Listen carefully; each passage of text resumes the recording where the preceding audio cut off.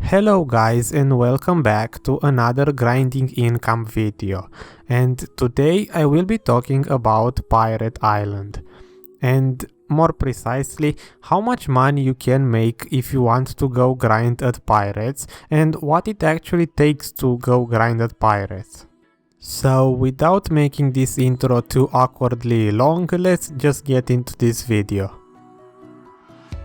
So first thing to start off, what I'm showing you right now on the screen is for those who don't know already, but this is where you actually have to go in order to grind at Pirates.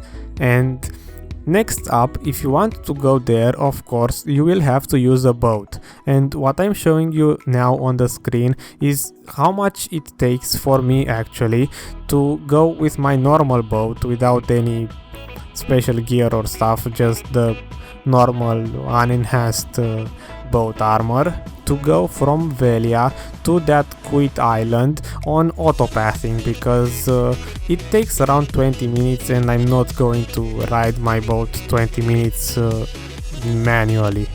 So basically, if you plan to go grind at Pirates, then make sure to have something to do for about 20 minutes while you will probably have to go AFK. And also, before I forget, if you're coming here from Velia to the island, then you can actually AFK for 20 minutes and AFK right here. But if you're returning from the island to Velia, there is a small place right near the island with a lot of rocks on the sea, and if you autopass through those, then you will get stuck on the rocks and your boat will not move forward. So you want to make sure you get past those rocks before you start to autopath. Also, if you want to connect the island to get that so-called better drop rate, then you will need around 13 contribution points if you connect it like I did from Velia. And you can also connect it from the Eferia port, but I personally didn't exactly discover that place of the map, so I can't tell if it's shorter, but it should be shorter to connect it from Eferia port.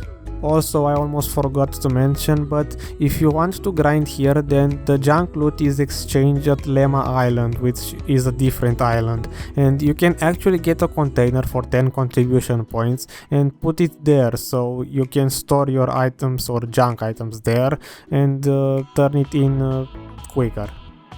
And the reason why you might want to use a container is because that container will be connected to Ilia Island, and if you want to exchange a large amount of junk items, you will get overweight from the silver, and you don't want to use your boat to go from that Lema Island to Ilia Island every time you get overweight from silver. So if you get a house in Lema Island, you can exchange the drops quicker because the NPC is right outside of the house.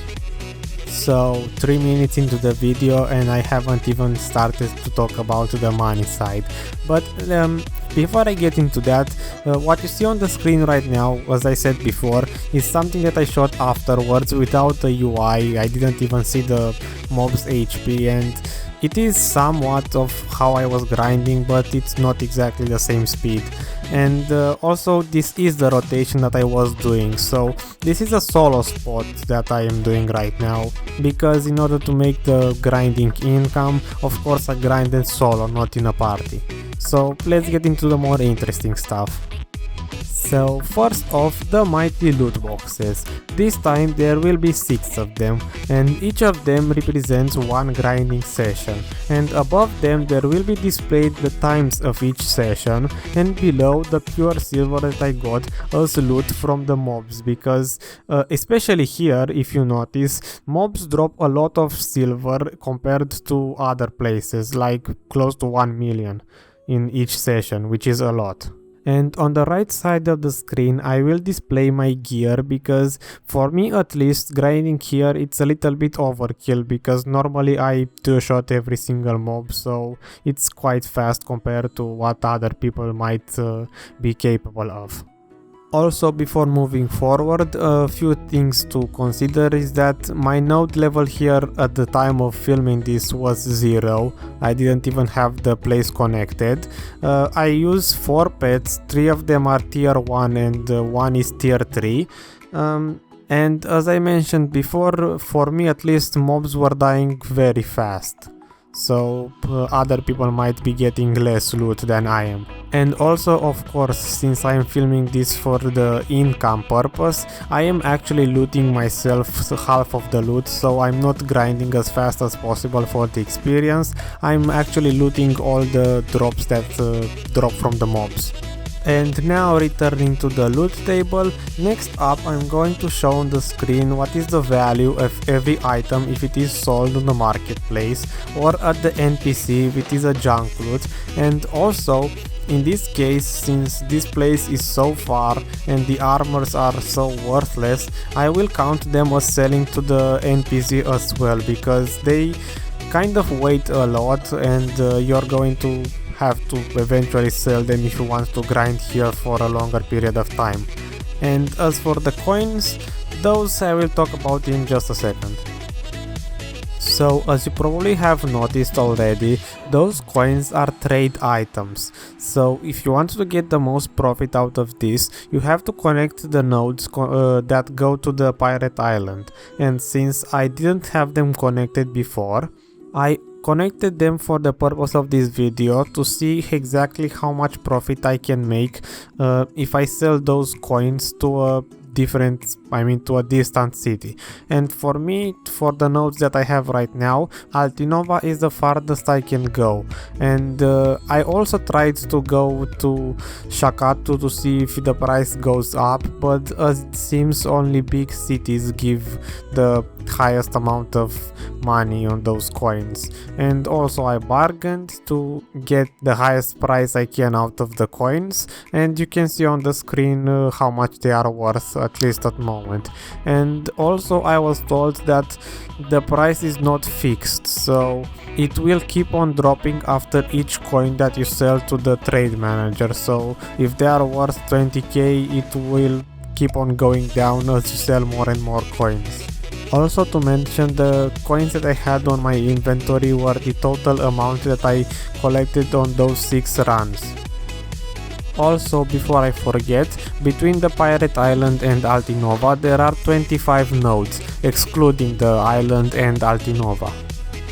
So adding up all of the loot that I shown before, the dropped silver and the time from the first loot table, and the coins that I exchanged in Altinova, you can see on the screen what is the income that you can get in 1 hour. And this one is excluding all the time that you're going to waste going to exchange the coins and repairing your weapon, because I'm not sure if you noticed on the first time I showed the loot table, but the average time that I can grind here I think is around 35 minutes. So to actually show an accurate income per hour, then I will have to take into consideration the fact that every 35 minutes you will get overweight and you will have to go to your boat and drop all of the items, get more potions, repair. And for that I have shown on the screen how much it takes for me to do that. And if I take that into consideration, that you will do this every 35 minutes, then this is the actual mine that you are going to make. And also this is excluding the time that you're going to spend to exchange the coins and the time that you're going to spend moving from the island to the mainland with your boat. Now, before I end this already long video, I already thought about moving either my horse or my boat near the grinding spot, the solo one, and that isn't actually a good idea, because first off, it's a really long ride for the boat to get there, and secondly, even if I do that, I still have to get more potions and repair, and I will always get overweight from the silver, and I cannot put the silver in my boat unless I exchange it first. So I guess it's finally time for conclusions, and I would have to say that if you want to go grind at Pirates for money, it isn't actually a good idea, but I would suggest you go grind at Pirates only on the weekends when it's XP buff, because in my opinion Pirates it's still a really good place to grind for experience, especially if you can do the main rotation with a party. So now that this is finally done, I think it's time to try something different, and it goes like this. If you guys enjoyed this video and maybe found it somewhat helpful, then don't hesitate to leave a like, and if you didn't enjoy the video or you didn't even make it this far into the video, then I guess you could also leave a dislike. And for those who want to ask more questions or have follow-up questions, you can always leave a comment below. And yeah, see you guys on Tuesday.